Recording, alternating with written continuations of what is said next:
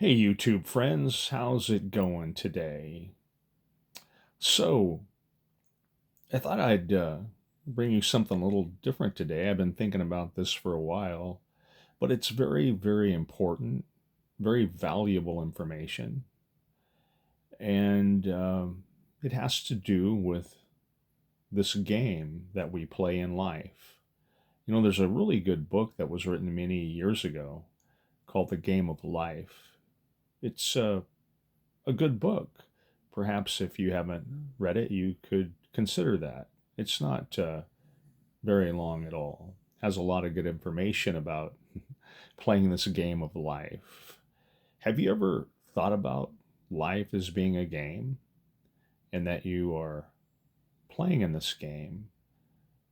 So many things in life are happening whether we want them to happen or not. And the fact that we are in a game is happening whether we participate in the game or not.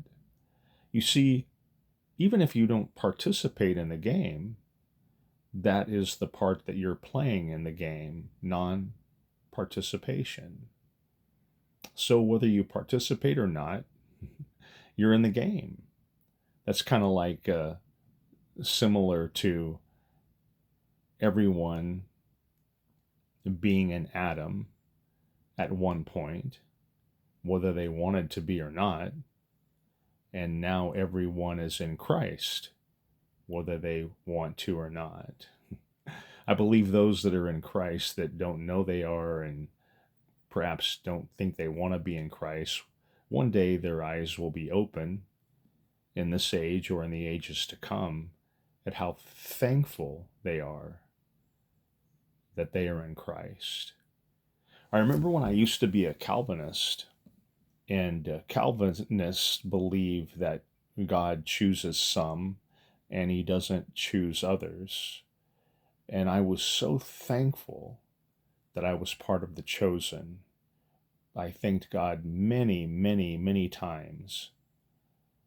And that thankfulness continues on today, except now I know that there are not those that God doesn't choose, but he chooses everyone. Something to be extremely thankful about. And if you don't realize that he's chosen you, and if you don't care, and if you're not thankful about that, one day your eyes will be open and you will fall to your knees and thank God that he decided on you before you were ever born and before the foundation of this world. So I want to talk about in this game of life, the career you're in is in the game that you're playing. And lo and behold, my career has been in sales since 1986, primarily commission only. And maybe some of you have been in sales, and if you haven't, I'm sure that you're aware that the sales business, commission only, can be very cutthroat because every sale that you make puts money in your pocket. And we need the money to buy things and pay mortgages and rent and car payments and things like that. You invest time in people and help them with the service that you're providing. And in the end, if all goes well, you have provided wonderful service for wonderful pay. That's a phrase out of the Game of Life book. So, in my experience of from 1986 to 2025 in sales, I learned a long time ago, many, many years ago, the number one key, the number one sales tip is that you can't be desperate for the sale. People sense your vibe. And if you've got a desperate vibe going on, they are going to resist that vibe. Now, a key to not being desperate is to have enough money to make it for a little bit so that you're going to be okay whether you make the sale or not. If you have this attitude with people of being carefree, of having a good time in what you're doing, of just providing them with information and helping them to make an educated decision, and rather than you opposing them with your desperation, which causes a wall of separation to be put up, you're not facing off with them in combat. You're actually side by side with them as a friend, helping them, leading them to the water, leading them to their desire, leading them to what's going to benefit them in their lives. So, the number one key to being successful in sales, you've got to not look at the individual as a dollar figure, and you've got to not look at the individual in desperation that you've got to have this sale. Your attitude will be so much different. You'll be so carefree. You can enjoy the conversations, you can enjoy the interaction, and they're going to want to do business with you.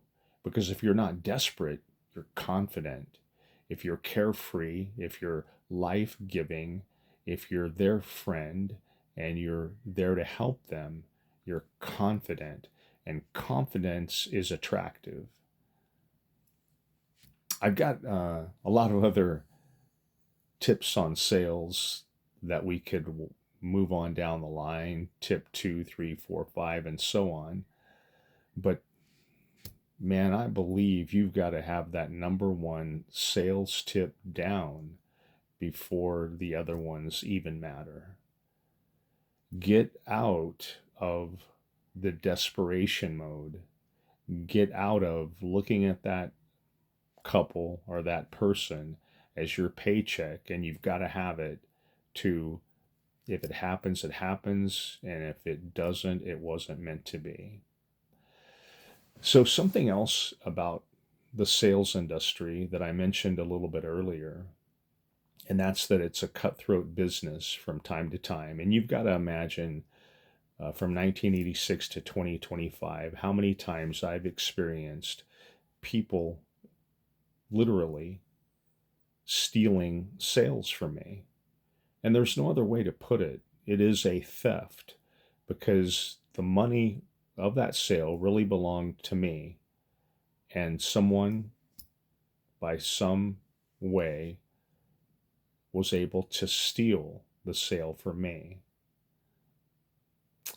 Yesterday, I had this happen, and I hadn't experienced it in a while, uh, perhaps because quite a few years ago, I had to just dismiss this stress from myself of people stealing sales from me. And probably I've not kept track of that purposefully because I'm just trusting in God that He's going to take care of me. And I don't want to get caught up in that feeling that you get, which yesterday I experienced it. And there's no other way to put it other than you feel like you've got punched really, really hard in the gut. So, yesterday, right about at the end of the day, when I was getting ready to clock out and go home, I discovered that someone stole a sale from me just 15 minutes or so before business closed yesterday. And a couple of things about it were unique that made it hurt more. Number one, it was from a person that I'd invested a lot of time in. And that person purposely, even though they said I got them what they wanted, I had to get manager's approval on it. Um, I'd had wonderful conversation with this person. And the person said, after I gave them the great news they were going to get what they wanted, they were going to go deposit some money in the bank, then call me back and pay with their debit card for the service that we provide at the price that they wanted.